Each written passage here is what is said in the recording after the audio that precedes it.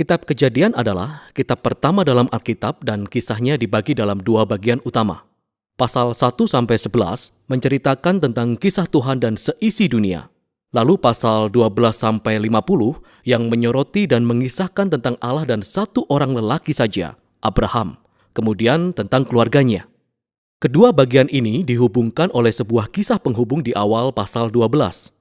Struktur kitab ini memberi kita petunjuk tentang bagaimana memahami pesan dari kitab ini secara keseluruhan dan bagaimana kitab ini memperkenalkan keseluruhan kisah dalam Alkitab.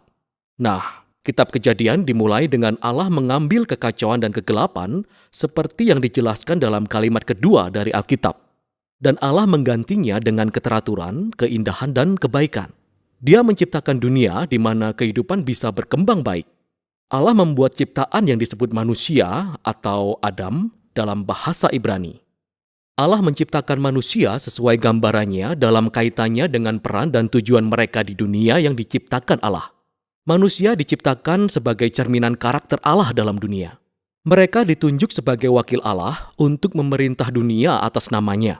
Yang dalam konteks ini berarti mereka bisa memanfaatkan segala potensi yang ada, memeliharanya, serta membuat dunia menjadi tempat di mana kehidupan bisa lebih berkembang lagi. Allah memberkati manusia. Inilah kata kunci dalam kitab ini. Allah membuat sebuah taman untuk mereka, suatu tempat di mana mereka bisa mulai membangun dunia yang baru ini. Kuncinya adalah bahwa manusia bisa memilih bagaimana mereka akan membangun dunia ini. Hal ini digambarkan dengan pohon pengetahuan yang baik dan yang jahat. Sampai titik ini, Allah telah menyediakan kebutuhan mereka dan menentukan apa yang baik dan apa yang tidak baik.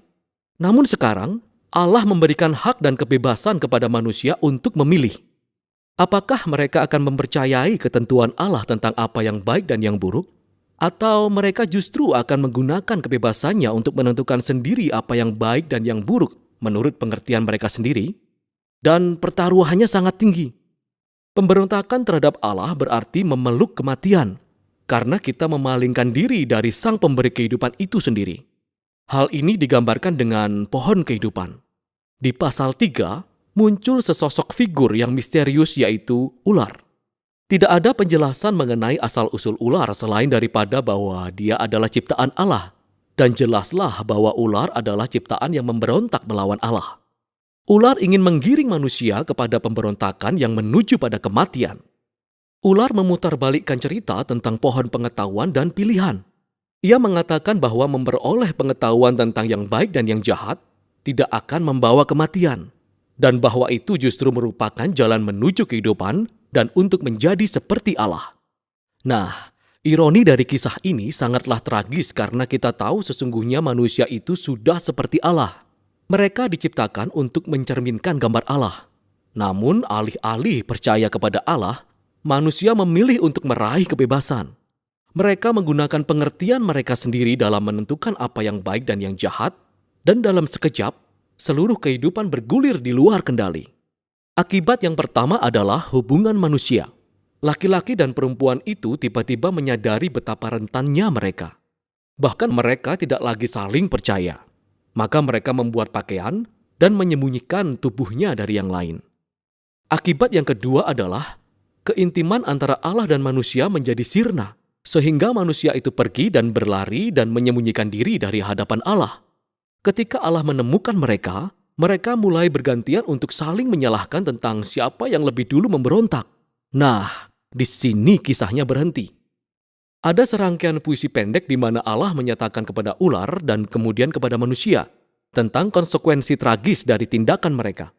Pertama-tama Allah memberitahu ular bahwa walaupun tampaknya ular sudah menang, namun dia sudah ditakdirkan untuk kalah dan makan debu. Allah berjanji bahwa suatu hari sebuah benih atau keturunan yang berasal dari seorang perempuan ini akan melakukan serangan mematikan pada kepala ular. Dan itu terdengar sebagai sebuah kabar baik. Tetapi kemenangan ini akan ada harganya. Karena keturunan ular juga akan melakukan serangan mematikan, yaitu meremukkan tumit dari keturunan perempuan itu. Ini adalah sebuah janji yang sangat misterius kepada pemenang yang terluka ini. Namun dalam alur cerita sejauh ini, kita bisa melihat bahwa ini adalah tindakan anugerah Allah. Manusia baru saja melakukan pemberontakan, Dan apa yang dilakukan oleh Allah? Allah berjanji akan menyelamatkan mereka. Tetapi hal ini tidak serta-merta menghapus konsekuensi dari keputusan yang dibuat oleh manusia. Allah memberitahu bahwa sekarang setiap aspek kehidupan mereka, baik di rumah maupun di padang, akan menjadi penuh dengan kepedihan dan rasa sakit akibat pemberontakan mereka, yang semuanya mengarah pada kematian mereka. Dari sini, kisahnya terus bergulir ke bawah. Pasal 3-11 memaparkan dampak yang semakin meluas akibat pemberontakan dan retaknya hubungan manusia dalam setiap level kehidupan. Nah, ada sebuah kisah tentang dua bersaudara bernama Kain dan Habel. Kain sangat cemburu terhadap saudaranya itu sampai-sampai ia ingin membunuhnya. Allah sudah memperingatkan Kain untuk tidak membiarkan dirinya jatuh dalam pencobaan. Tetapi dia tetap melakukannya. Kain membunuh Habel di padang. Lalu Kain membangun sebuah kota yang penuh dengan kekerasan dan penindasan. Dan ini semua digambarkan dalam kisah Lamek. Lamek merupakan laki-laki pertama dalam Alkitab yang mempunyai istri lebih dari satu. Dia mengoleksi banyak istri seperti properti. Dia lalu melantunkan nyanyian pendek tentang betapa dia lebih ganas dan pendendam daripada Kain. Setelah ini, kita mendapati cerita aneh tentang anak-anak Allah yang bisa merujuk pada malaikat jahat, atau juga bisa merujuk kepada raja-raja kuno yang mengaku bahwa mereka keturunan para dewa. Sama seperti Lamek, mereka juga mengambil istri sesuka hati mereka. Mereka juga memperanakkan Nefilim, yaitu para kesatria perkasa zaman itu. Apapun sudut pandangan yang benar, intinya adalah bahwa manusia membangun kerajaan-kerajaan yang memenuhi dunia ciptaan Allah dengan kekerasan dan semakin banyak kebejatan. Reaksi Allah adalah seperti yang tertulis di kisah ini. Hatinya hancur oleh duka mendalam. Manusia menghancurkan dunia baik yang diciptakan Allah dan mereka saling menghancurkan satu sama lain. Dan karena hasrat yang begitu besar untuk menjaga kebaikan dari dunia yang diciptakannya, Allah membersihkan kejahatan manusia dengan air bah. Tetapi Allah melindungi satu orang benar, yaitu Nuh dan keluarganya. Allah menugasinya untuk menjadi Adam yang baru. Allah kembali mencurahkan berkat ilahinya dan mengutus Nuh untuk keluar kepada dunia. Dan pengharapan kita melambung tinggi. Tetapi kemudian, Nuh pun mengalami kegagalan di sebuah taman juga. Nuh pergi dan menanami kebun anggur. Lalu dia mabuk dan kehilangan akal sehatnya. Kemudian salah satu anaknya yang bernama Ham melakukan tindakan yang sangat memalukan terhadap ayahnya di dalam tenda. Di sini kita menemukan Adam yang baru, telanjang dan malu. Persis seperti Adam yang pertama, kehidupan yang bergulir ke bawah terulang kembali. Semua ini mengarah kepada pembangunan kota Babel. Orang-orang Mesopotamia kuno bersatu karena teknologi baru yang mereka ciptakan, yaitu batu bata. Mereka dapat membuat kota dan menara yang lebih besar dan lebih cepat dari siapapun yang pernah melakukannya.